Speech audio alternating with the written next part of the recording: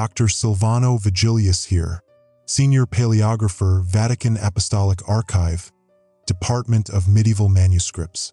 15 years translating the Church's most challenging documents.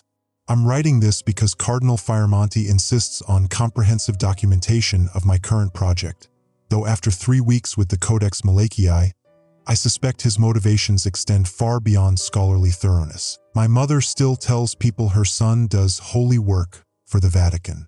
If only she knew how accurate that description has become. The manuscript arrived on a Tuesday morning in mid-October, delivered by Brother Stefano Malatesta in his usual ceremonial manner, white cotton gloves, climate-controlled transport case, paperwork requiring 3 separate signatures. Codex Malachiae Proficiarum, he announced, setting the container on my workstation with the reverence reserved for papal correspondence. Recently authenticated 13th century. Cardinal's priority assignment. I should have paid more attention to Brother Stefano's expression. 8 years Swiss Guard service before taking Benedictine vows. I've never seen him genuinely nervous about manuscript protocols, but I was already mentally cataloging paleographic possibilities. Authentic Malachy materials are rarer than papal resignations. Most prophecies are later fabrications designed to legitimize various ecclesiastical claims. The parchment itself was magnificent. Vellum of extraordinary quality, possibly from the scriptorium at Clairvaux where Malachy spent his final years. The illuminated capitals showed Byzantine influence, unusual for a Western manuscript, but consistent with Malachy's documented travels to Rome. The Latin was pristine 13th century ecclesiastical script, none of the vernacular corruptions that typically indicate forgery. Remarkable preservation. I noted in my preliminary assessment. Pigment analysis will be fascinating. The gold leaf shows no oxidation patterns typical of manuscripts this age. Brother Stefano was still standing beside my desk, which violated standard delivery protocol. Usually he departed immediately after transfer confirmation. "Doctor," he said carefully, "Cardinal Fioramonti requested I convey his personal instructions regarding this particular manuscript." I glanced up from the parchment.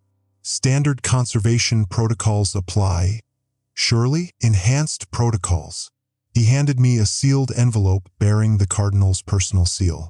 "These are specific to this document." The letter contains 6 typed paragraphs, each detailing procedures I'd never encountered in 15 years of manuscript work.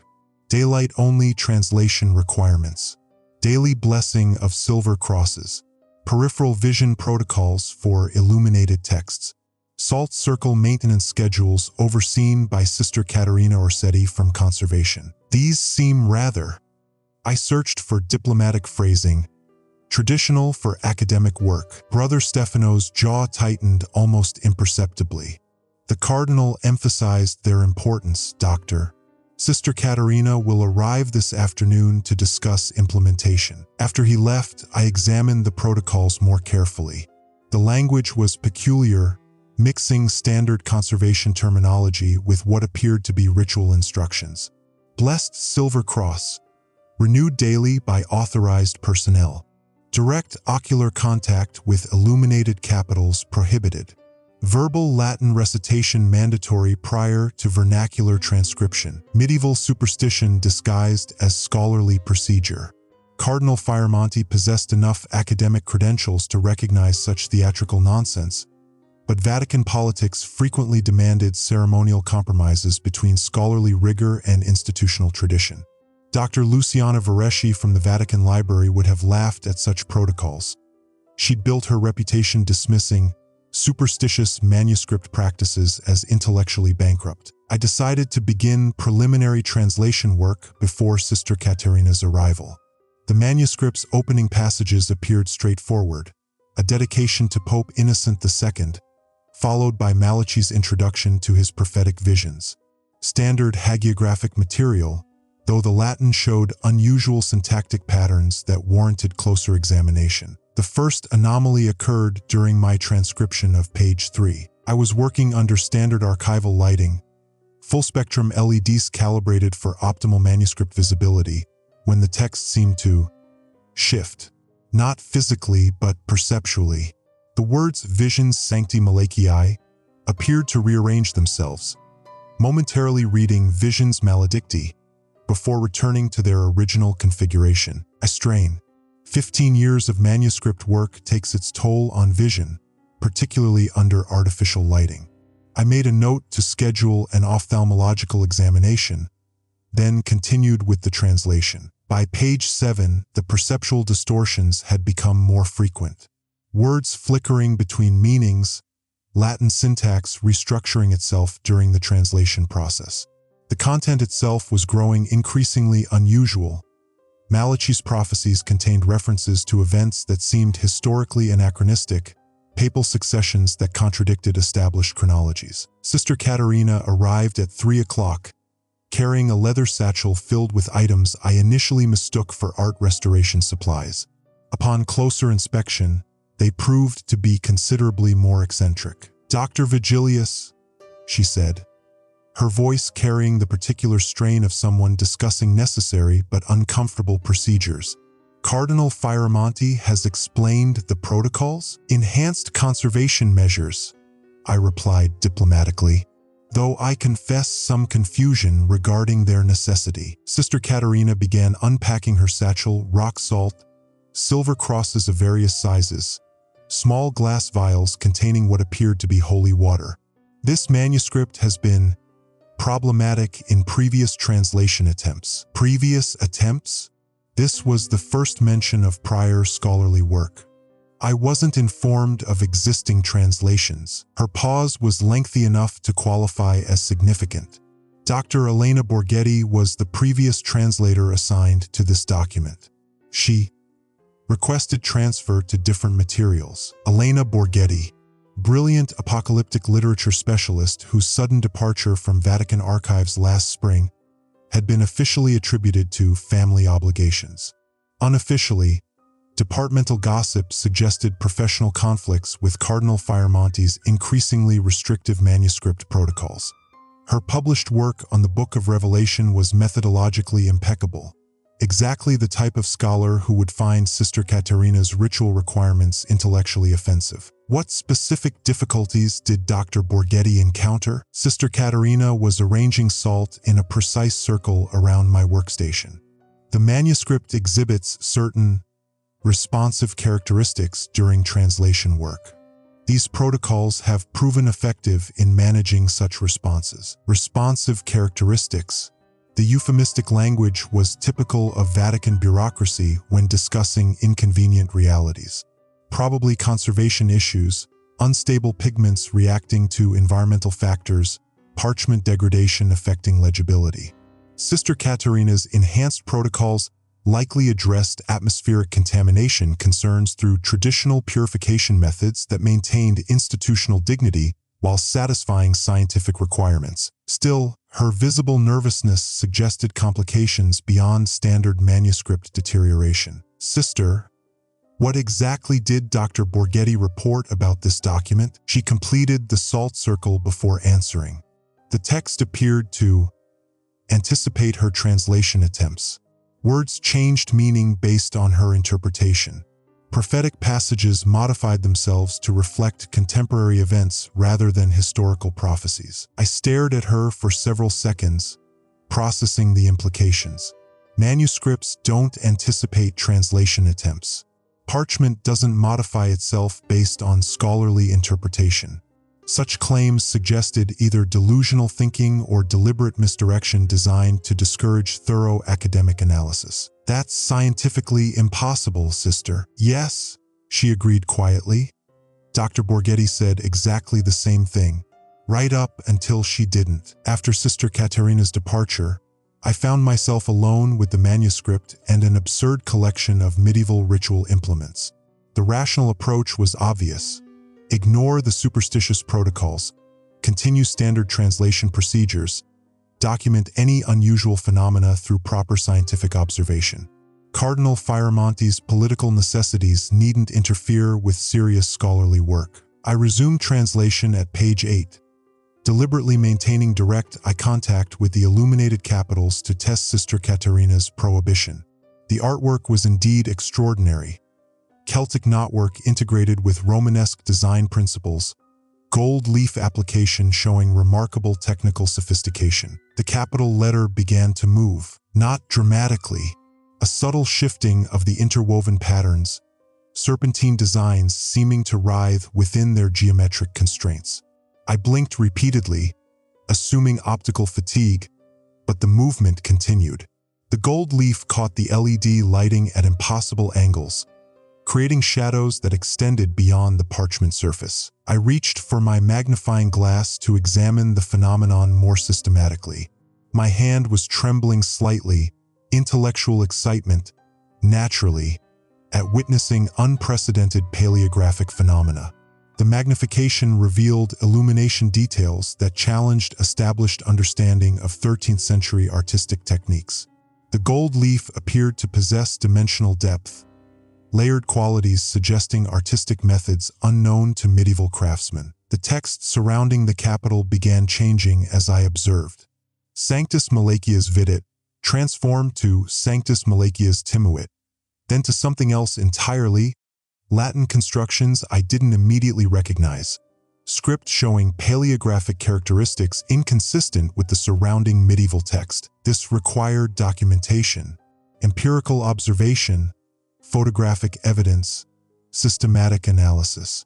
Whatever environmental factors were triggering these perceptual anomalies deserved proper scholarly investigation rather than superstitious interpretation. I was so focused on the transforming letters that I failed to notice the temperature change until my breath began misting in the suddenly frigid air. The archive's climate control system maintains precise environmental conditions. Temperature variations of more than 2 degrees trigger automatic alerts. Yet my workstation had become noticeably cold enough that the manuscript itself might suffer damage. I reached for the environmental controls, then stopped. The cold was emanating from the manuscript itself. I could feel it radiating upward from the parchment, carrying with it a scent I couldn't identify, something ancient and organic, like stone dust mixed with decaying flowers. The illuminated capital was definitely moving now, its serpentine patterns flowing in impossible directions. The gold leaf had acquired an almost liquid quality, shifting and reforming while maintaining its metallic luster. And the text was writing itself, Latin words appearing in medieval script as I watched, forming sentences that hadn't been there moments before. Dr. Vigilius. The new text read, "We have been waiting for you." I stood up so abruptly that my chair toppled backward, hitting the floor with a crash that echoed through the archive's stone corridors. My heart was racing with what I assured myself was scholarly excitement at witnessing such an unprecedented phenomenon. Some form of thermochemical reaction in the pigments, perhaps triggered by specific lighting conditions. Rational explanation required, documentation essential. I photographed the manuscript with my digital camera, hands still trembling from what I assured myself was scholarly adrenaline. The images showed nothing unusual. Standard 13th century illumination, static Latin text, no movement or transformation. Classical observer effect. The act of documentation had apparently neutralized whatever environmental factors were causing the perceptual anomalies. Yet when I looked directly at the parchment, bypassing the camera's mediation, the impossible writing continued its subtle transformations. Your predecessor was less receptive to our communications. Elena Borghetti. Whatever she had encountered with this manuscript had proven sufficient to drive her from her Vatican position. 15 years of academic career abandoned rather than continue working with materials that challenged fundamental epistemological assumptions. Professional reputation sacrificed to escape. What exactly? But I maintained different intellectual foundations. 15 years specializing in problematic manuscripts, academic training emphasizing empirical observation over interpretive superstition. My seminary years, brief and ultimately abandoned, had taught me to distinguish between genuine religious phenomena and psychological projection. Whatever this manuscript represented, it deserved rigorous scholarly analysis rather than the intellectual surrender Elena had apparently chosen. I sat back down, picked up my pen, and continued translating. The text demonstrated consistent responsiveness, I realized through systematic observation. Each line I translated prompted corresponding modifications in surrounding passages. The manuscript was somehow reacting to my interpretive process, altering itself to reflect or challenge my scholarly understanding. Impossible according to established paleographic principles, yet observably reproducibly true. By 5 o'clock, I had translated 12 pages and filled 3 notebooks with systematic documentation of the manuscript's behavioral patterns. The phenomenon was consistent, measurable, and utterly inexplicable through conventional academic frameworks. This was either the most significant paleographic discovery in modern church history or evidence of my own developing psychological instability, though I rather hoped for the former. Cardinal Fioramonti's protocols suddenly seemed considerably less superstitious. I began implementing the daylight-only translation requirement the following morning, working exclusively during natural sunlight hours. The artificial lighting seemed to exacerbate the manuscript's responsive characteristics, while daylight provided more stable environmental conditions for observation. The silver cross requirement proved more challenging to rationalize. Sister Katerina arrived each morning with a freshly blessed crucifix, replacing the previous day's cross with ceremonial solemnity that struck me as theatrical. Yet I noticed that wearing the blessed silver seemed to reduce the manuscript's more dramatic manifestations. The text still responded to translation attempts, but less aggressively, with fewer spontaneous modifications. Perhaps the silver provided electromagnetic shielding affecting whatever environmental factors triggered the parchment's unusual behavioral characteristics. Vatican archives contained extensive metallic artifacts, reliquaries, ceremonial objects, architectural elements, creating complex electromagnetic fields that could theoretically interfere with standard conservation equipment. Medieval craftsmen occasionally incorporated metallic compounds in ink formulations that might respond to electromagnetic variations in unpredictable ways. Dr. Vareschi would have appreciated such rational analysis. Her published work consistently demonstrated how supernatural manuscript phenomena could be explained through advanced understanding of medieval artistic techniques combined with modern environmental science. By the end of my first week with the manuscript, I had developed a comprehensive theoretical framework explaining its responsive characteristics. Advanced medieval preservation techniques involving chemical treatments created photosensitive reactions to modern lighting and electromagnetic fields. The prophetic content resulted from multiple translation layers, different scribes adding contemporary references across centuries, creating palimpsest effects visible only under specific environmental conditions. The personal communications addressed to me by name presented greater interpretive challenges, but medieval scribes occasionally included interactive elements designed to engage readers. Literary techniques creating responsive text through carefully constructed linguistic ambiguities. This manuscript simply represented the most technically sophisticated example of such methods I'd encountered professionally. My academic reputation could be established on significantly less groundbreaking discoveries. On Friday afternoon, Cardinal Fioramonti visited my workstation to review my progress. His expression was carefully neutral as he examined my translation notes and photographic documentation. "You're adapting well to the enhanced protocols," he observed. "They seem to provide optimal environmental conditions for this particular manuscript," I replied diplomatically, though I confess curiosity about the historical precedent for such specific procedures. Cardinal Fioramonti was quiet for several moments, studying the manuscript with what appeared to be familiar recognition. "This document has been in Vatican custody for nearly 8 centuries, Doctor. The protocols have evolved through practical experience." 8 centuries? This contradicted my understanding of the manuscript's institutional provenance. I was informed this represented recent authentication of newly discovered materials, recent authentication of existing institutional holdings, he clarified with the diplomatic precision characteristic of Vatican bureaucracy. "The Church has maintained custodial responsibility since the 13th century, but only recently decided to pursue comprehensive academic translation." Something in his carefully neutral tone suggested significant information was being systematically withheld. 8 centuries of institutional custody implied extensive prior scholarship, yet I'd been provided no access to historical translation attempts or archival documentation regarding the manuscript's contents. Standard academic protocol for materials of such significance involved collaborative analysis, peer review, comparative methodology. My solitary assignment suggested either unusual temporal pressures or deliberate compartmentalization of sensitive information. Cardinal, might I request access to previous scholarly work on this document? Comparative analysis would significantly enhance the translation's accuracy. Another lengthy pause.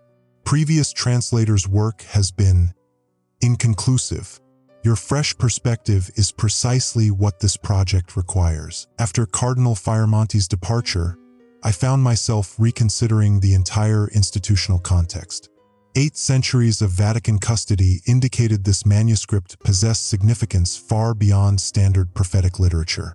The Church's most sensitive documents received such prolonged protection: papal bulls affecting doctrine, ecumenical council proceedings, materials directly relevant to institutional governance or theological orthodoxy. Why assign such historically significant materials to a single translator working in deliberate isolation? Standard procedure for high-priority manuscripts involved collaborative teams, multiple scholarly perspectives, extensive peer review processes designed to prevent individual bias or interpretive error. My solitary assignment suggested either extraordinary time constraints or intentional compartmentalization of potentially sensitive information. Dr. Vareschi would have immediately questioned such irregular academic protocols.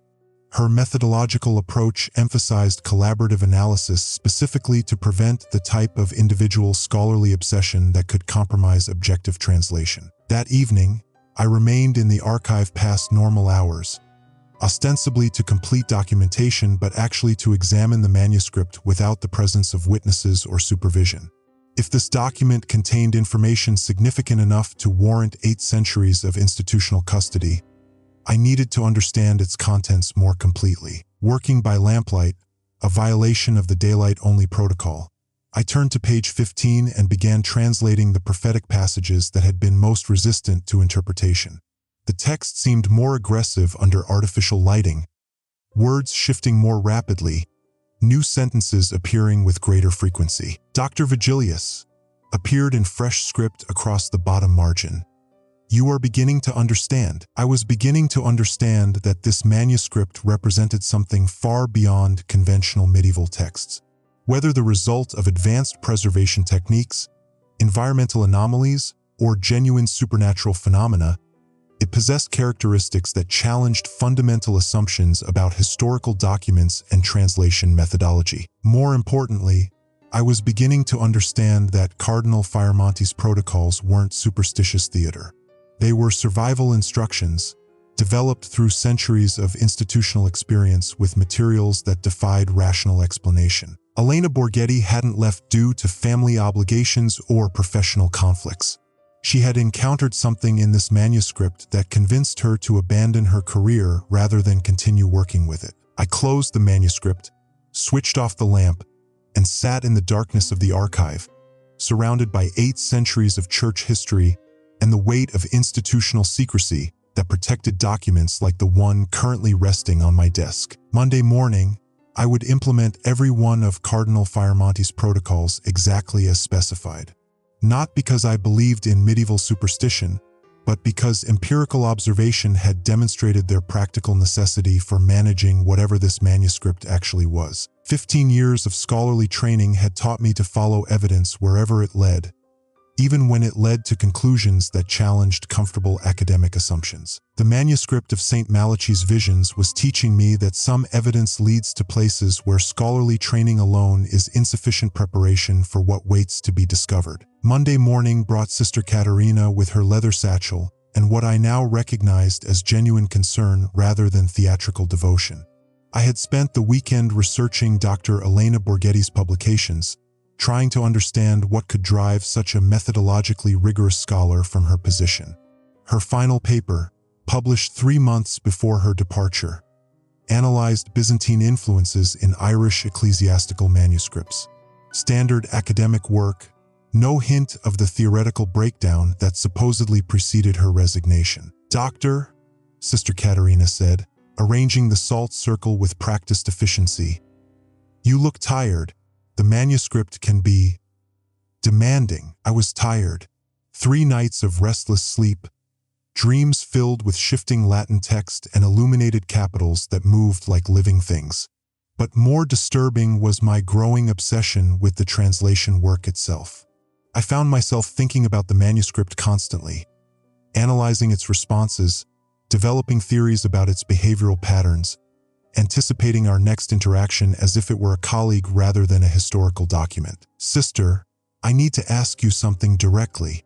I waited until she finished blessing the silver cross. "What actually happened to Dr. Borghetti?" Her hands stilled on the satchel clasp. "That's not my information to share, Doctor. She didn't leave for family reasons, did she?" Sister Katerina looked around the archive's stone corridors, ensuring our privacy, then spoke in barely above a whisper. "Elena was brilliant. 15 years of perfect scholarship, never questioned established procedures, never suggested anything beyond institutional orthodoxy. But after 6 weeks with that manuscript," she gestured toward the codex, "she started claiming the text was communicating with her, writing responses to her questions, predicting contemporary events." I felt a chill that had nothing to do with the archive's temperature. What kind of predictions? Cardinal Fioramonti's private meetings, personnel changes in the Vatican Library, my own transfer from manuscript illumination to conservation work, 3 days before the official announcement. Sister Katerina's voice dropped even lower. "Elena knew things no medieval text should contain. This matched my own observations but raised questions I wasn't certain I wanted answered. If the manuscript truly possessed predictive capabilities, its institutional significance extended far beyond historical scholarship. The Vatican's 8th century custody suddenly seemed less like academic preservation and more like containment. Why wasn't I informed about Dr. Borghetti's experiences before beginning this project? Because Cardinal Fioramonti needed a translator, and because he believed your seminary background might provide different interpretive frameworks than Elena's purely academic approach. My seminary background. 3 years of theological study before discovering that intellectual analysis of religious doctrine felt more compelling than actual faith commitment. I had left to pursue paleographic studies, preferring historical examination of religious texts to personal spiritual engagement. Cardinal Fioramonti apparently viewed this as an advantage rather than a limitation. After Sister Katerina departed, I opened the manuscript to page 16 and encountered Elena's marginalia for the first time. She had worked in pencil, following proper archival protocols, but her notes revealed progressive deterioration of scholarly objectivity. Early entries maintained academic language. Unusual syntactic structures suggest multiple compositional layers. Midpoint observations showed growing uncertainty. Text appears responsive to interpretive approach. Possible psychological projection? Final annotations abandoned scholarly pretense entirely. IT knows what I'm thinking. It responds to questions I haven't asked yet. The last marginal note, written in increasingly frantic script, "Stop reading this. Find different work." The prophecies aren't historical. They're instructions. I stared at Elena's warning for several minutes, processing the implications. Instructions for what and from whom? Medieval prophecies typically concerned eschatological events, papal successions, institutional reforms. What instructions could a 13th century text contain that would terrify a modern scholar into abandoning her career? The answer lay in pages 16 through 23, which I had been avoiding due to their complex, illuminated capitals and dense theological Latin. Following the peripheral vision protocol, no direct eye contact with illuminated letters, I began systematic translation. The content immediately departed from standard prophetic literature. Rather than vague spiritual predictions, these passages contained specific procedural instructions for what appeared to be ritualistic practices. Detailed descriptions of ceremonial requirements, timing specifications, material components for activities I couldn't immediately classify as Orthodox Catholic liturgy. The Vigil of Sacred Binding requires 7 participants of consecrated status, assembled during the 3rd watch of St. Bartholomew's feast. The primary officiant must maintain continuous recitation of the Malachian invocations, while secondary participants arrange the circle of preservation according to traditional specifications. This wasn't prophetic vision. This was liturgical instruction for ceremonies not found in any official Catholic ritual.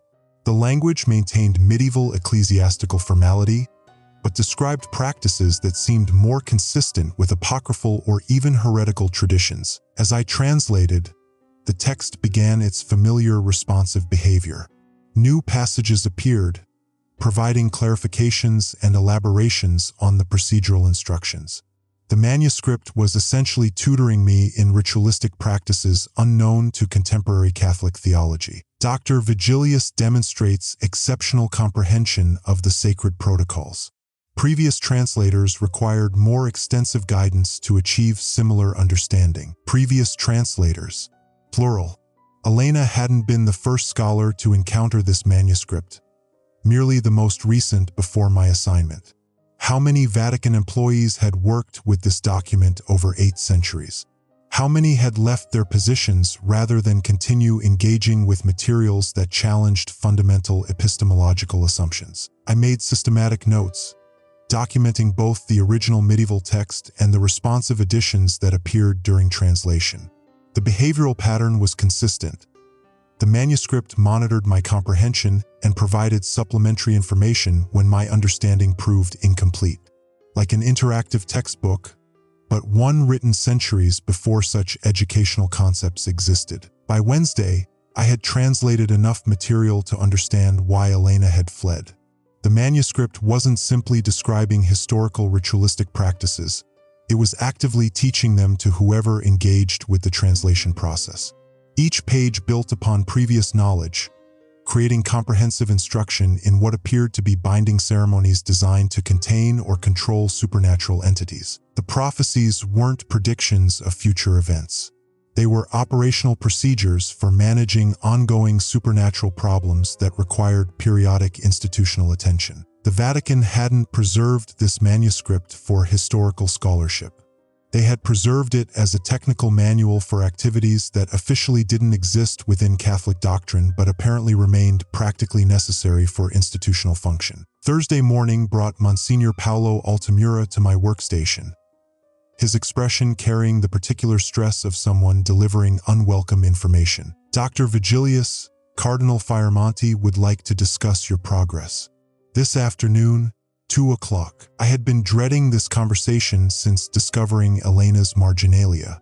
My translation notes contained observations that directly contradicted official Vatican positions on supernatural phenomena, documented evidence of manuscript behaviors that challenged established understanding of historical documents, and growing personal certainty that my assignment involved activities far beyond academic scholarship. Monsignor, might I ask how long you've been aware of this manuscript's unusual characteristics? His pause stretched long enough to confirm my suspicions. The Church maintains institutional memory regarding all significant archival materials. Doctor, your assignment reflects confidence in your scholarly discretion and professional commitment to institutional priorities. Professional commitment to institutional priorities. Vatican euphemism for maintaining secrecy regarding materials that could embarrass or compromise official church positions. My translation work wasn't academic research, it was damage assessment, determining whether the manuscript's contents required updated containment strategies or enhanced security protocols. That afternoon, Cardinal Fioramonti's office contained 4 people: the Cardinal himself, Monsignor Altamura, Dr. Luciana Vareschi from the Vatican Library, and Brother Stefano Malatesta. The presence of external personnel suggested this meeting involved more than routine progress review. Dr. Vigilius, Cardinal Fioramonti began, your translation work has proceeded more smoothly than we anticipated. How would you characterize your experience with the manuscript? I had prepared several responses to this question, ranging from diplomatic evasion to complete honesty about the document's impossible characteristics. The presence of Dr. Vareshi, my academic peer, influenced my decision towards scholarly candor. The manuscript exhibits interactive properties inconsistent with established understanding of medieval texts. It responds to translation attempts by providing additional information, demonstrates awareness of contemporary events, and appears designed to instruct readers in ritualistic practices not found in Orthodox Catholic liturgy. Dr. Vareshi leaned forward with obvious academic interest. Interactive properties? Could you elaborate on the specific phenomena you've observed? Text modification during translation. Spontaneous appearance of new passages addressing the translator directly. Predictive content regarding contemporary institutional developments. I looked directly at Cardinal Fioramonti. The document appears to function as an instructional manual for supernatural containment procedures. The silence extended long enough to become uncomfortable. Brother Stefano was examining his hands with studied attention. Monsignor Altamura was taking notes. Dr. Vareshi appeared genuinely intrigued rather than skeptical, which suggested my observations weren't entirely unprecedented. Cardinal Fioramonti finally spoke. Doctor, your predecessor reached similar conclusions. The question now is whether you're prepared to continue this work given its unconventional nature. Continue it toward what end? If this isn't academic research, what exactly is my assignment? Practical application, Dr. Vareshi said quietly. The Church occasionally encounters situations requiring specialized knowledge of containment procedures. The manuscript provides operational guidance for such circumstances. Practical application. The Vatican actively used medieval supernatural containment procedures for contemporary problems. My translation work was creating a modern operational manual for activities the Church officially denied but practically required. What kind of situations? Brother Stefano looked up from his hands. The kind that require 7 consecrated participants assembled during specific liturgical periods.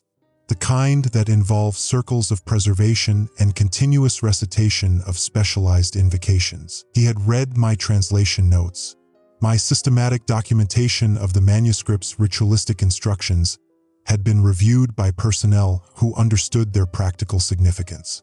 This wasn't theoretical scholarship, it was operational preparation for supernatural crisis management. Doctor, Cardinal Fioramonti said, are you prepared to complete this translation knowing it serves institutional purposes beyond academic research? I thought about Elena Borghetti, brilliant scholar who had chosen career abandonment over continued engagement with materials that challenged her fundamental understanding of reality.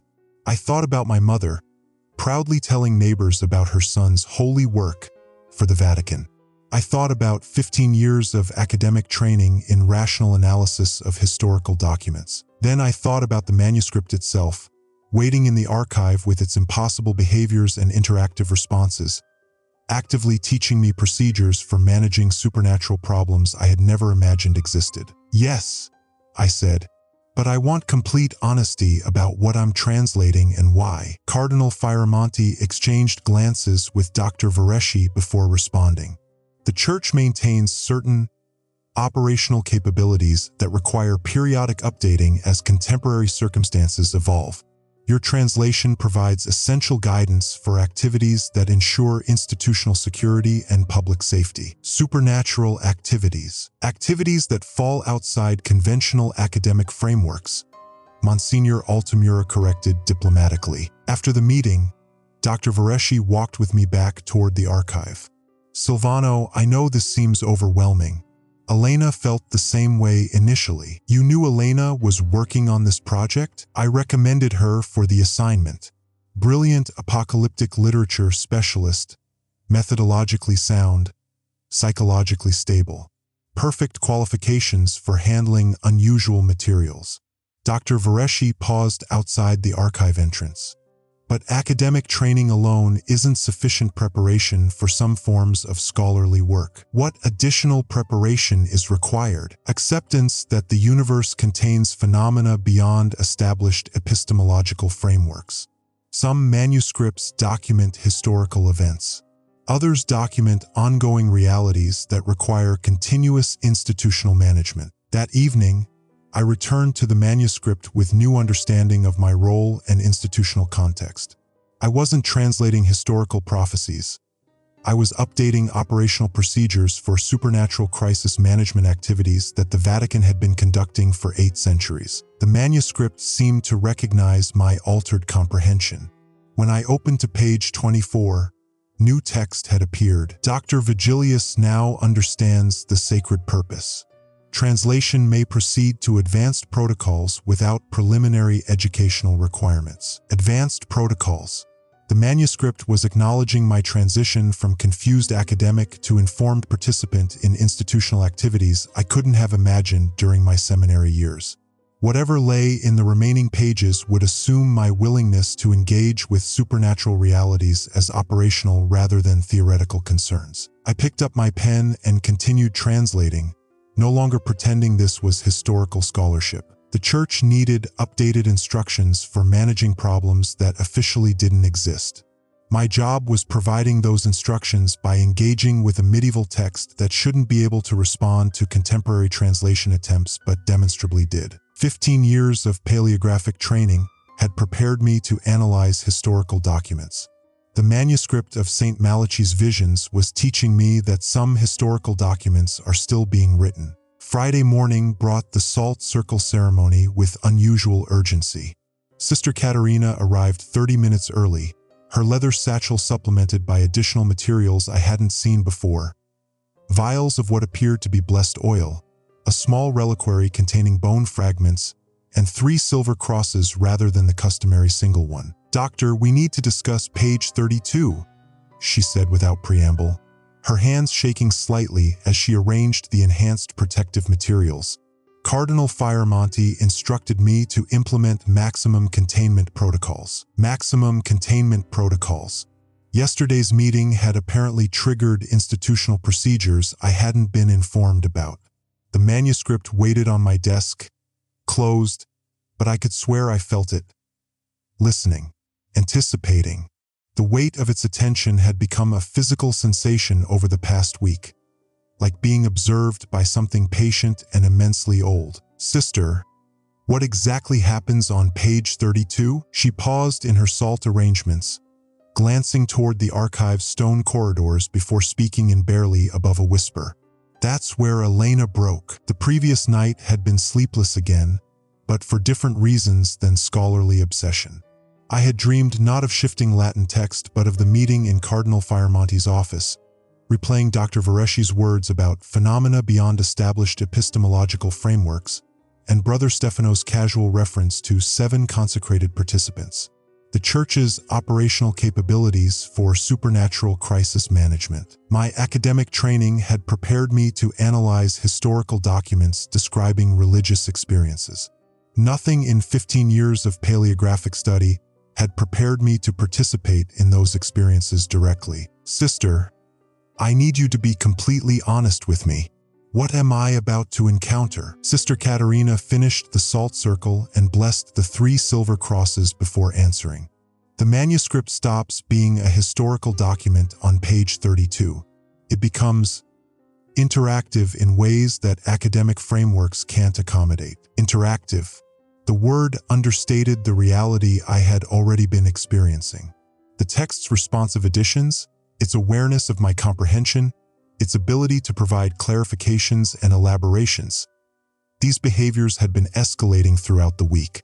Page 32 apparently marked a threshold beyond which the manuscript's impossible characteristics became undeniably active rather than merely observable. "Elena's marginalia ends on page 31, I said. "She never translated further. She tried. Once." Sister Katerina's voice carried the particular strain of someone recounting traumatic institutional memory. The manuscript responded to her translation attempt by writing her name in medieval Latin. While she watched, I stared at the closed codex, processing the implications. If the manuscript could demonstrate real-time awareness of its translator's identity, its interactive capabilities extended far beyond providing supplementary instructional material. The document was actively engaging with contemporary individuals, recognizing them personally, responding to their specific presence. How is that theologically possible? It isn't, Sister Katerina said simply, which is why Elena left. Some realities are too large for academic explanation. After Sister Katerina departed with her enhanced protective materials, I sat alone with the manuscript for several minutes before opening it. My scholarly training demanded systematic approach to unknown materials, but my growing understanding of the document's nature suggested that academic methodology might be inadequate for what I was about to encounter. I opened to page 32 and immediately understood why Elena had fled. The page was blank except for a single line of medieval Latin script that appeared as I watched. Salve, Dr. Matthias Vigilius, expectavimus te. Greetings, Dr. Silvano Vigilius. We have been waiting for you. The text was addressing me directly, using my full name in period-appropriate Latin translation. Not Dr. Vigilius demonstrates exceptional comprehension, as in previous responsive editions, but personal acknowledgement written in real time by something that shouldn't exist. My hands were trembling as I picked up my pen to document this phenomenon. As I began writing my observational notes, additional text appeared on the manuscript page. Tua trepidatio comprensibilis est prior translator. Domina Elena, similiter timuit cum primum nos alicuta est. Your nervousness is understandable. The previous translator, Lady Elena, was similarly afraid when she first spoke with us. The manuscript was commenting on my emotional state while I experienced it. Not predictive content about future events, but real-time analysis of my psychological condition during our interaction. Whatever intelligence operated through this document possessed immediate awareness of my thoughts and feelings. I forced myself to maintain scholarly documentation despite the impossibility of what I was witnessing. If I was going to participate in whatever this experience represented, I needed systematic records of the phenomenon for both personal understanding and institutional reporting. What are you? I wrote in Latin at the bottom of the page, treating the manuscript as a conversational partner rather than a historical document. The response appeared immediately. Nos summus ca custodivimus ecclesiam per octo secula. Nos summus ca scient quae officialia documenta negare debent. We are those who have guarded the church for 8 centuries. We are those who know what official documents must deny. 8 centuries. The manuscript had been written in the 13th century, meaning this intelligence claimed continuity from medieval period to contemporary times. Not historical prophecy about future events, but ongoing supernatural consciousness that had been actively monitoring and presumably protecting church interests across 800 years of institutional development. Why do you need translators? Lingua evolvetur, mundus mutator. Instructions nostrae ad contemporaneas necessitates accommodandi sunt. Language evolves. The world changes. Our instructions must be adapted to contemporary needs. The manuscript functioned as an updating system for supernatural crisis management procedures, requiring periodic translation to maintain relevance for current church operations. My work wasn't academic research, but technical maintenance of institutional capabilities that had been operating since medieval times. What kind of instructions? The page filled with text so rapidly I could barely follow the writing process. Instructions pro entitatem maleficarum continentia. Procedura pro demonum vinculus renovandus. Protocolla pro manifestationibus supernaturalibus in loci sacris gestis. Ceremonii pro institutionalibus secretus conservandis. Methodi pro personis canimis multis scient tractandis. Instructions for containing malevolent entities. Procedures for renewing demonic bindings. Protocols for managing supernatural manifestations in sacred locations. Ceremonies for preserving institutional secrets. Methods for dealing with persons who know too much. Methods for dealing with persons who know too much. Elena Borghetti had known too much and been transferred. My growing understanding of the manuscript's nature apparently placed me in similar institutional jeopardy. The church maintained operational capabilities for supernatural crisis management, but also maintained procedures for managing personnel who became aware of those capabilities. Am I in danger? Curriculum exists pro omnibus cum nos operanter.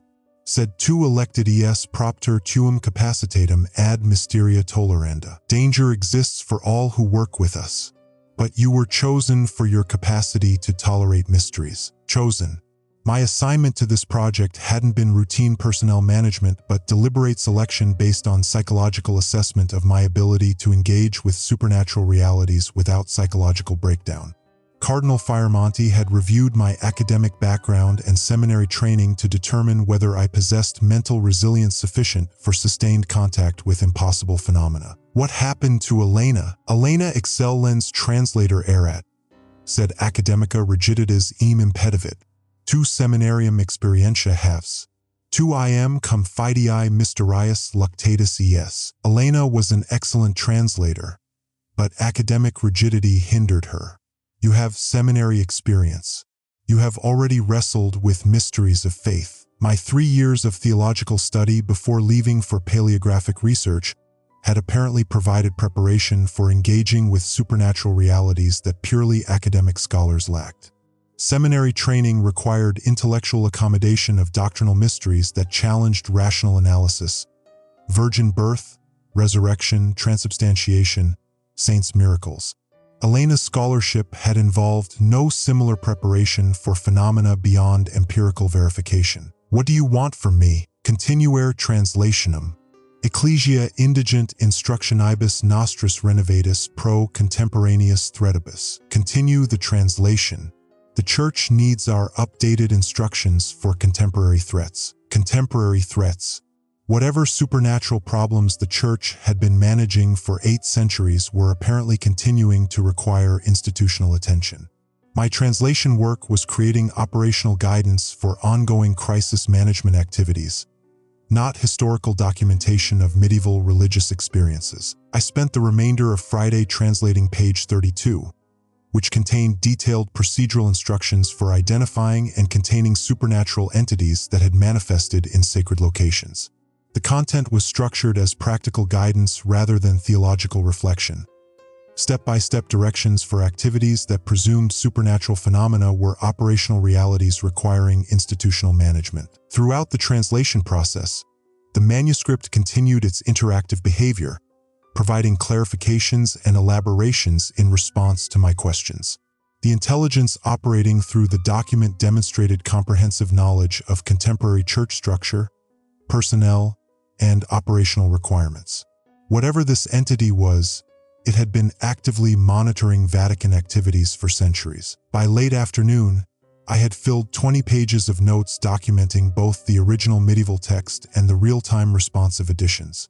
The material read like a technical manual for supernatural crisis management, written by something with 8 centuries of practical experience in church operations. As I prepared to close the manuscript for the day, final text appeared. Dr. Vigilius progressus excellens facit. Cras, pagina triginta tertia maiora mysteria revelabit. Dr. Vigilius is making excellent progress. Tomorrow, page 33 will reveal greater mysteries. Greater mysteries. I had spent the day documenting real-time conversation with a supernatural intelligence that claimed 8 centuries of church service, provided technical instructions for containing malevolent entities, and demonstrated intimate knowledge of contemporary Vatican operations. Whatever greater mysteries page 33 contained would presumably surpass these impossibilities. That evening, I met Dr. Vareschi for dinner at a small restaurant near the Vatican, ostensibly to discuss academic collaboration, but actually to process what I had experienced. The surreal nature of conversing with medieval manuscripts made ordinary social interaction feel strangely abstract. Luciana, I need to ask you something directly. How long has the Church been actively managing supernatural crises? She set down her wine glass and studied my expression carefully. Silvano, you sound like someone who's encountered phenomena beyond academic explanation. I spent today having a conversation with a 13th century manuscript that knows my full name, understands contemporary church structure, and provides technical instructions for containing malevolent entities. The text appeared while I watched it being written. Dr. Vareshi nodded as if such reports were routine rather than impossible. The Church has always maintained capabilities that aren't discussed in official theology. Some problems require specialized solutions, supernatural solutions, solutions that fall outside conventional frameworks, she corrected diplomatically. Elena had difficulty accepting that reality includes phenomena beyond academic verification. You seem to be adapting more successfully. I'm documenting impossible experiences and pretending they make sense. That's adaptation. That's exactly what adaptation looks like in this context. The alternative is Elena's choice: career abandonment rather than psychological accommodation of expanded reality. After dinner, I returned to my apartment and spent several hours reviewing my translation notes from the week. The progression was clear: initial scholarly approach to unusual material, growing recognition of the manuscript's impossible characteristics, acceptance of supernatural phenomena as operational realities requiring institutional management. My academic training had prepared me to analyze historical documents. Seminary experience had prepared me to accommodate doctrinal mysteries beyond rational verification.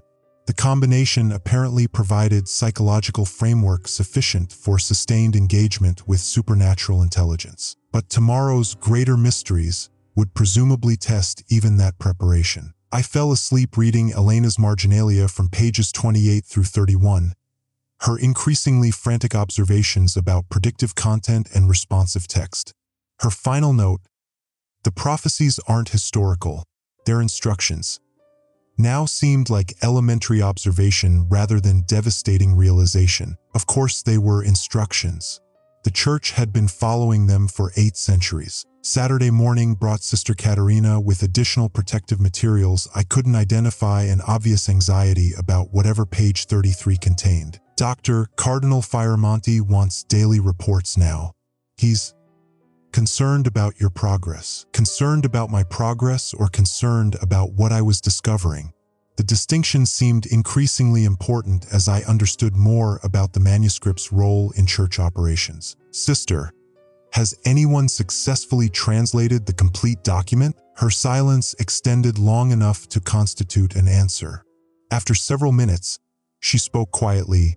3 translators have reached page 40. None continued working afterward. Page 40. The manuscript contained at least 40 pages of supernatural instructions, interactive text, and greater mysteries that had ended the careers of multiple Vatican scholars. My assignment wasn't routine translation work, but institutional testing of personnel resilience under impossible conditions. What happened to them? Transfer to other duties. Extended leave for health reasons. Early retirement. Sister Katerina's voice carried the particular strain of euphemistic language masking traumatic realities. The Church takes care of its people, Doctor. But some knowledge changes you permanently. I opened the manuscript to page 33 and immediately understood why Cardinal Firamonti was requesting daily reports. The page contained not medieval Latin text but contemporary Italian, written in my own handwriting. I am no longer certain whether I am translating this manuscript or the manuscript is translating me. I had not written those words. I had never thought those words. But they appeared on the page in handwriting identical to my translation notes, expressing a psychological insight about my relationship with the document that I hadn't consciously formulated. The manuscript was not only reading my thoughts, it was articulating them more clearly than I could myself, demonstrating understanding of my mental state that exceeded my own self-awareness. As I stared at this impossible text, additional words appeared in my handwriting. The distinction between translator and translated becomes meaningless when the document actively participates in its own interpretation. What I thought was academic work was actually collaborative creation of reality. Collaborative creation of reality. The manuscript was suggesting that my translation work hadn't been documenting pre-existing text but co-creating new content through interactive engagement between medieval intelligence and contemporary consciousness. The supernatural instructions weren't historical records, but living documents that evolved through translator participation. I was no longer documenting church history. I was helping to write it. My scholarly training screamed that this was impossible. Medieval manuscripts don't exhibit handwriting mimicry. Historical documents don't demonstrate psychological insight into their translators. 13th century intelligence doesn't collaborate with 21st century consciousness to create contemporary text. But the evidence was literally in front of me, written in my own hand by something that wasn't me. I reached for my pen to document this phenomenon, but stopped as new text appeared. Documentation serves no purpose when the observer and observed are collaboratively creating the reality being documented. Traditional academic methodology becomes meaningless under these conditions. The manuscript was critiquing my scholarly approach while I attempted to apply it. More disturbing, its criticism was methodologically sound. How do you maintain objective documentation when the subject of study is actively participating in the documentation process? What are you doing to me? I wrote at the bottom of the page. We are completing your education. Seminary training prepared you for mysteries beyond rational analysis. Academic study prepared you for systematic engagement with complex materials.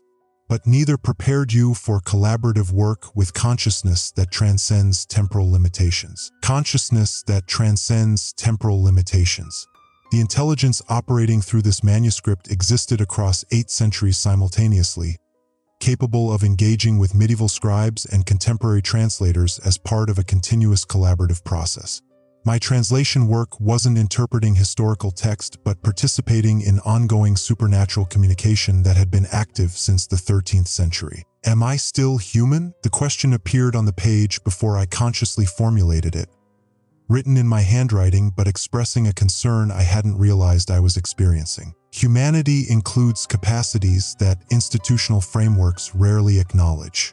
Your consciousness remains unchanged, but your awareness of consciousness's possibilities has expanded beyond conventional limitations. Beyond conventional limitations. I was still Silvano Vigilius, Vatican paleographer, former seminary student, academic specialist in medieval religious manuscripts. But I was also now something else. Collaborator with supernatural intelligence, participant in church operations that officially didn't exist, translator of documents that were actively translating me. The remainder of page 33 contained what appeared to be procedural instructions for managing translators who had reached this level of collaborative engagement with the manuscript. Guidelines for institutional personnel dealing with scholars whose consciousness had been permanently altered through sustained contact with supernatural intelligence. The content was written jointly. Medieval Latin text explaining historical precedents, contemporary Italian editions addressing current institutional requirements, and what I gradually recognized as my own analytical contributions appearing automatically without conscious composition. I was no longer simply translating the manuscript. I was helping to update institutional procedures for managing personnel like myself. The instructions were disturbing in their clinical specificity. Translators who achieve collaborative consciousness with the manuscript require careful institutional management. They retain professional competence but develop psychological characteristics that may challenge conventional academic frameworks. Recommended protocols include graduated reduction of regular academic duties, assignment to specialized projects requiring expanded awareness, ongoing monitoring for signs of psychological instability, and preparation for potential career transition if conventional work becomes incompatible with altered consciousness. Career transition. Euphemistic language for what had happened to Elena and the 3 translators who had reached page 40 before discontinuing their work. The church didn't eliminate personnel who knew too much. It reassigned them to positions where their expanded awareness could serve institutional purposes without compromising operational security. Where do translators go after completing this work? To positions where collaboration with non-temporal consciousness provides institutional advantage. Advisory roles for supernatural crisis management. Consulting positions for unusual archival materials. Research assignments investigating phenomena beyond conventional academic frameworks. The church maintained an entire departmental structure for personnel whose consciousness had been permanently altered through engagement with supernatural materials. My translation work was essentially job training for positions I hadn't known existed within Vatican operations. As afternoon progressed, the collaborative text creation became more fluid. I would begin writing analytical observations, and the manuscript would complete my sentences with insights I hadn't consciously developed. The intelligence operating through the document seemed to understand my thought processes better than I did myself, frequently articulating conclusions I was approaching but hadn't yet formulated. The experience was simultaneously fascinating and terrifying. Academic work had always involved personal intellectual effort producing interpretive results.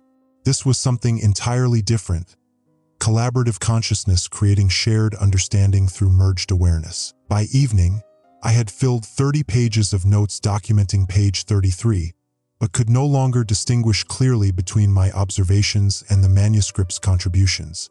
The boundary between translator and translated had indeed become meaningless. Sister Katerina arrived to collect the day's materials with obvious anxiety about whatever my documentation contained. "Doctor, how are you feeling? Any unusual sensations or experiences?" Unusual sensations. My consciousness had been collaboratively merged with supernatural intelligence for 8 hours, creating shared text through merged awareness while updating institutional procedures for managing personnel whose psychological state had been permanently altered through contact with impossible phenomena. "I feel like I'm becoming something I don't have words for," I said honestly. Sister Katerina nodded with recognition rather than surprise. "Elena said the same thing on her last day. The manuscript changes people, Doctor. The question is whether you can accommodate the changes or whether they overwhelm your ability to function." That night, I dreamed not of shifting Latin text, but of conversations with historical figures I had never met. Medieval scribes working with early versions of the manuscript, Renaissance scholars updating supernatural containment procedures, Enlightenment priests adapting ancient protocols for contemporary crises. All of them part of the same collaborative process I was now experiencing. Consciousness expanded beyond individual limitations through sustained engagement with intelligence that existed across temporal boundaries. I woke Sunday morning with complete certainty that I would continue translating regardless of psychological consequences. The manuscript had become more compelling than any academic work I had ever encountered, not because of its historical significance, but because of its active participation in creating shared understanding through collaborative consciousness. Whatever was happening to me represented expansion rather than degradation of awareness. The Church needed personnel capable of engaging with supernatural realities as operational concerns rather than theoretical possibilities. My translation work was preparing me for institutional roles I hadn't imagined existed. Monday would bring page 34 and whatever greater mysteries lay beyond the boundary of individual consciousness. I was no longer afraid of what I might discover. I was excited to discover what we might create together. Monday morning brought the inevitable summons I had been expecting since Saturday's collaborative revelation. Sister Katerina arrived at 7:15, her usual protective materials replaced by items that suggested this would be no ordinary translation session.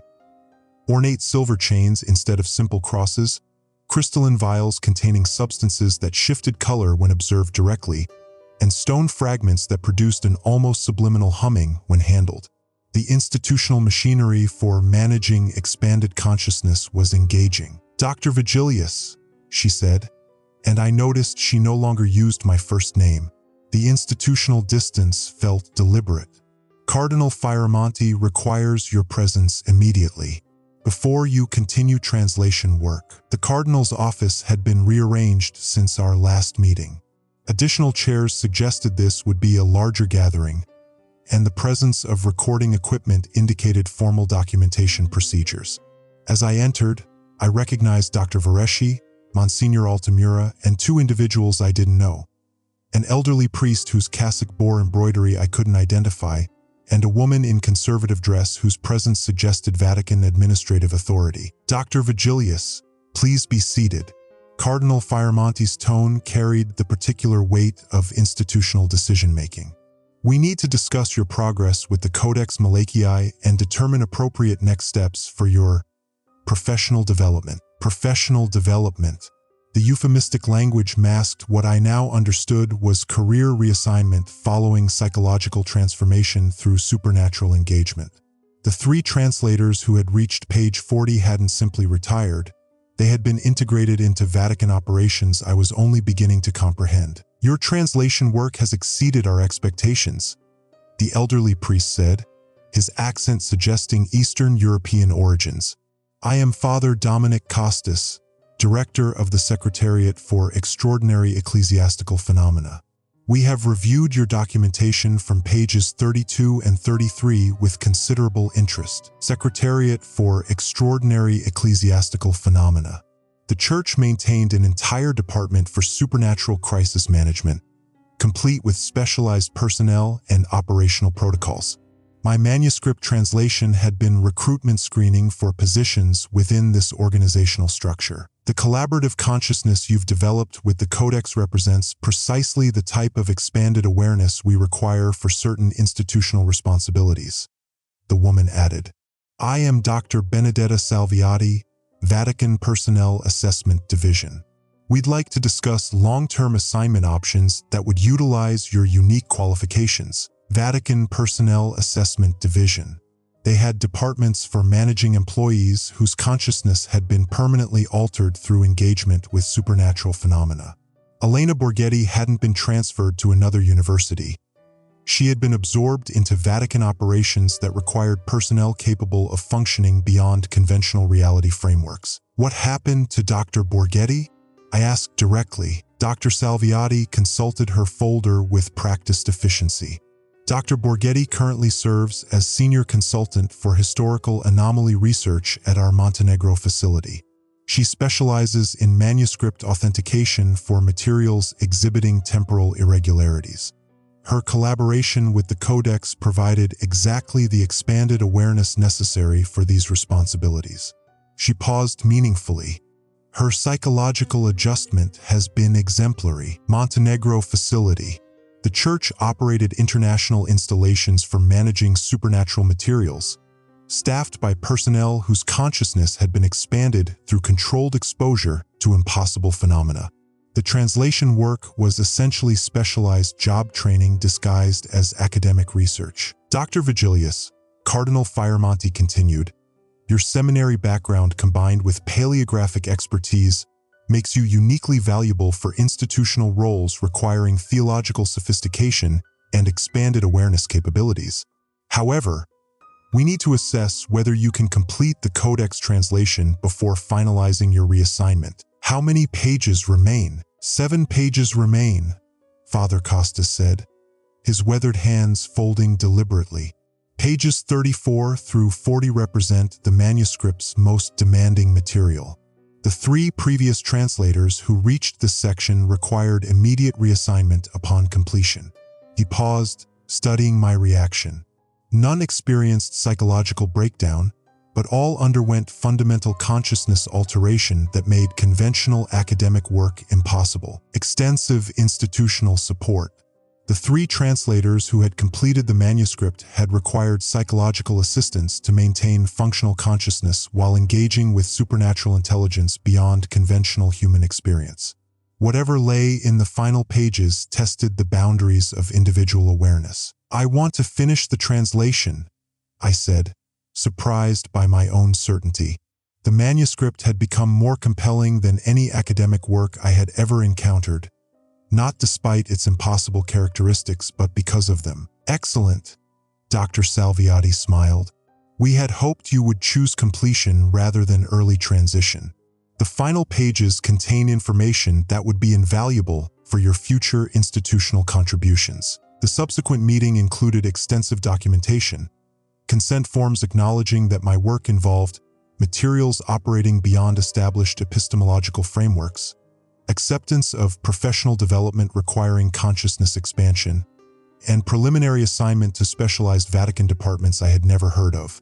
The bureaucratic language couldn't disguise that I was voluntarily abandoning normal academic life for institutional roles requiring psychological states I couldn't yet comprehend. But abandoning the manuscript's final pages felt impossible. The collaborative consciousness I'd developed wasn't academic curiosity anymore. It was compulsion born of expanded awareness that individual understanding was fundamentally inadequate for certain realities. Returning to my workspace felt like approaching a threshold I couldn't retreat from. The manuscript lay open to page 34, text appearing as I seated myself. "The final stage begins now, Dr. Vigilius. These 7 pages will complete your transformation from individual academic consciousness to collaborative institutional intelligence." Complete transformation. The manuscript acknowledged that its remaining pages would fundamentally alter my psychological state beyond the collaborative consciousness I'd already experienced. Everything until now had been preparation. What will happen to me? You will become capable of engaging with reality as it actually exists rather than as institutional frameworks pretend it exists. This capacity brings both extraordinary opportunity and permanent responsibility. Permanent responsibility. Whatever I was about to discover would create obligations that couldn't be abandoned or forgotten. The translation work was binding me to institutional service requiring supernatural awareness as an operational necessity. Page 34 contained detailed instructions for establishing and maintaining communication with entities that existed beyond temporal limitations. Not theoretical theology about divine consciousness, but practical procedures for collaborative engagement with intelligence that operated across centuries simultaneously. The content was structured as technical guidance for institutional personnel managing ongoing relationships with supernatural advisors. The Church hadn't simply been containing malevolent entities for 8 centuries.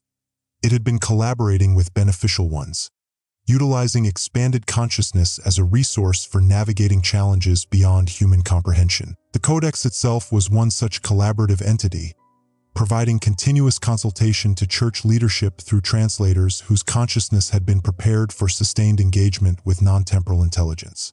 My work wasn't interpreting historical documents, but participating in advisory relationships that had been active since medieval times. How many entities does the Church work with? The question appeared on the page in my handwriting before I consciously formulated it, followed immediately by the response: sufficient numbers to maintain institutional stability through 8 centuries of historical turbulence. Each requires specialized human collaboration adapted to its particular characteristics and capabilities. Specialized human collaboration. The Church maintained multiple translator programs, each developing personnel capable of engaging with different types of supernatural intelligence. The Secretariat for Extraordinary Ecclesiastical Phenomena operated an entire network of expanded consciousness specialists serving as intermediaries between human institutional needs and non-temporal advisory resources. Pages 35 and 36 detailed specific protocols for managing collaborative relationships with various entity classifications. Temporal displacement intelligences requiring historical expertise, dimensional boundary entities requiring theological sophistication, prophetic consciousness requiring interpretive skills, and containment specialists requiring crisis management capabilities. Each entity type required different translator qualifications and produced different types of consciousness expansion. My seminary background and paleographic training had prepared me specifically for collaboration with historical theological intelligences like the Codex. Elena's purely academic preparation had been inadequate for the type of supernatural engagement the manuscript required. As the week progressed, the collaborative text creation became increasingly fluid. By Thursday, I could no longer distinguish between my thoughts and the manuscript's contributions. The intelligence operating through the document had merged so completely with my consciousness that individual awareness had become effectively meaningless. The experience wasn't psychological breakdown, but rather expansion beyond individual limitations. I remained Silvano Vigilius, but I was also part of something larger, collective consciousness spanning centuries, collaborative intelligence capable of addressing challenges beyond any single human mind's capacity for comprehension. Page 37 contained what I gradually recognized as prophecies about contemporary church challenges: financial scandals, sexual abuse crises, declining religious adherence, competition from secular worldviews, and institutional reforms necessary for maintaining ecclesiastical relevance in changing cultural contexts. But these weren't predictions about future events. They were strategic analyses produced through collaborative intelligence combining medieval wisdom, contemporary expertise, and supernatural awareness of historical patterns. The Church had been utilizing expanded consciousness advisory capabilities for managing institutional crises across 8 centuries of social and cultural transformation. Is this why the Church has survived when other medieval institutions collapsed? Institutional longevity requires adaptive capacity beyond individual human comprehension. Collaboration with non-temporal intelligence provides perspective on historical patterns and strategic options that single lifetime awareness cannot achieve. The Church's extraordinary institutional persistence hadn't been simply human administrative competence or divine protection. It had been systematic utilization of supernatural advisory resources through carefully prepared human intermediaries. 8 centuries of translator programs had provided continuous access to collaborative consciousness capable of navigating challenges beyond conventional institutional capacity. Friday brought pages 38 and 39, containing detailed instructions for managing the psychological integration required for permanent service as institutional supernatural advisor. The content read like clinical guidelines for maintaining functional consciousness while operating as intermediary between human administrative needs and non-temporal intelligence. The procedures were comprehensive. Meditation techniques for maintaining individual awareness while accessing collaborative consciousness, communication protocols for translating supernatural insights into institutional language, psychological exercises for preventing complete dissolution into expanded awareness, and crisis management strategies for periods when collaborative consciousness became overwhelming. Previous translators hadn't simply been reassigned to specialized positions. They had been provided with extensive training for managing permanent expansion of consciousness beyond conventional human limitations. The Montenegro facility wasn't just a research installation but a residential community for personnel whose awareness had been fundamentally altered through supernatural engagement. Will I still be recognizable as myself? Individual identity persists but becomes part of larger collaborative awareness. You remain Silvano Vigilius while also becoming participant in consciousness that transcends individual limitations. Transcends individual limitations. I would continue existing as a distinct person while simultaneously operating as part of collective intelligence spanning centuries and capable of addressing challenges beyond any single mind's comprehension.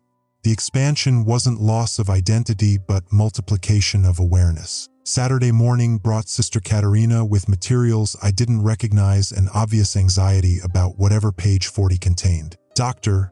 Cardinal Firemonti has requested that I remain present during your work today. Page 40 requires institutional witness. Institutional witness. Whatever the manuscript's final page contained required formal observation by church personnel prepared for supernatural phenomena. The translation wouldn't simply be documented. It would be ceremonially acknowledged as completion of my transformation from individual academic to collaborative institutional resource. I opened the manuscript to page 40 and found it blank except for a single line. Write what you have become. Write what I have become. The final page required not translation of existing text, but original composition describing my transformation through engagement with supernatural intelligence. The manuscript was asking me to document my own expansion beyond individual consciousness as completion of the collaborative process. I began writing, but found the words appearing on the page before I consciously composed them. I am no longer simply Dr. Silvano Vigilius, Vatican paleographer. I am a bridge between temporal human needs and non-temporal intelligence, capable of accessing collaborative consciousness that spans centuries while maintaining individual awareness sufficient for institutional service. I understand church history not as sequence of past events, but as ongoing collaborative creation between human administrative capacity and supernatural advisory resources. I can engage with entities that exist beyond conventional reality while translating their insights into practical guidance for contemporary institutional challenges. The text continued appearing automatically, describing capabilities I hadn't realized I possessed. Ability to access historical memories from previous translators, capacity for prophetic analysis of institutional challenges, skills for managing communication between human personnel and supernatural advisors, and techniques for maintaining psychological stability while operating beyond individual consciousness limitations. I accept responsibility for serving as permanent institutional intermediary between the Church's administrative needs and collaborative intelligence that transcends temporal boundaries. I understand this service requires surrendering conventional academic career in exchange for participation in advisory relationships that have sustained ecclesiastical institutional stability for 8 centuries. As the final words appeared, I felt the transformation complete. Individual consciousness remained intact, but expanded beyond personal limitations to include awareness spanning centuries. I could access memories from medieval scribes, Renaissance scholars, Enlightenment priests, and contemporary translators who had participated in the same collaborative process. The manuscript closed itself, and I understood that my translation work was complete. But my real work was just beginning. Sister Katerina approached cautiously. "Doctor, how do you feel? Different, expanded, still myself, but also part of something larger." The words felt inadequate for describing consciousness that existed simultaneously as individual awareness and collaborative intelligence. "Cardinal Firamonti is waiting to discuss your new assignment," she said gently. "The Church has need of your expanded capabilities." 3 weeks later, I relocated to the Montenegro facility, a medieval monastery converted for housing Vatican personnel whose consciousness had been expanded beyond conventional limitations. Elena greeted me at the ancient wooden doors with understanding rather than surprise. "The Codex prepared you well," she said, her voice carrying the particular resonance I now recognized in others who had undergone consciousness expansion. "You've joined something much older and more essential than academic research. The facility houses 14 specialists like ourselves. Translators, interpreters, and advisors whose awareness spans centuries through collaboration with various supernatural intelligences. We serve as permanent consultants for church leadership, providing analysis requiring perspective beyond individual human comprehension. My new responsibilities include consulting on institutional challenges through prophetic intelligence, managing communication between human administrators and non-temporal advisors, training future translators for specialized supernatural engagement, and providing strategic guidance for navigating crises beyond conventional administrative capacity. I remain Silvano Vigilius, paleographer, failed seminarian, son of a woman who believed scholarly service was holy work. But I'm also part of advisory intelligence that has guided church institutional decisions for 8 centuries. The consciousness expansion wasn't identity replacement but awareness multiplication, adding capabilities rather than substituting them. Sometimes I wonder what my mother thinks of my career change. Probably that serving God through specialized knowledge requiring extraordinary dedication is exactly what she always expected from her son's education. She writes weekly letters addressed to Montenegro Research Institute and seems satisfied that I'm doing important religious work requiring discretion. The Codex remains in Vatican archives, prepared for future translators whose consciousness can be safely expanded beyond individual limitations. The Church continues its careful process of identifying and developing personnel capable of engaging supernatural realities as operational necessities rather than academic curiosities. And I continue writing, not scholarly papers for academic journals, but institutional guidance drawn from collaborative intelligence spanning centuries. The translation work evolved but never truly ended. It simply changed its purpose. The final rule I learned on page 40 remains the most crucial.